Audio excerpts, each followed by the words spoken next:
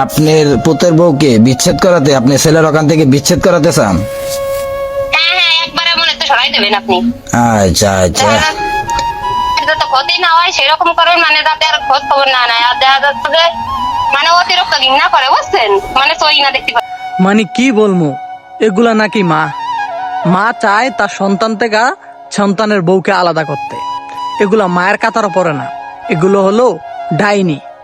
বাংলাদেশে হাজার হাজার মেয়ের ডিভোর্সের কারণ হলো তার শাশুড়ি। এরকম হাজার হাজার শাশুড়ি আছে যারা চায় না ছেলে এবং ছেলের বউ সুখে শান্তিতে থাকুক।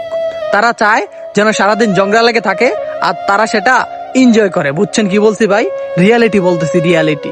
মেয়ের জামাই যখন মেয়েকে ভালোবাসে তখন সেটা ভালোবাসা, ছেলে যখন ছেলের বউকে ভালোবাসে তখন সেটা ভালোবাসা না, তখন মা সেটা মাইনা নিতে পারে না।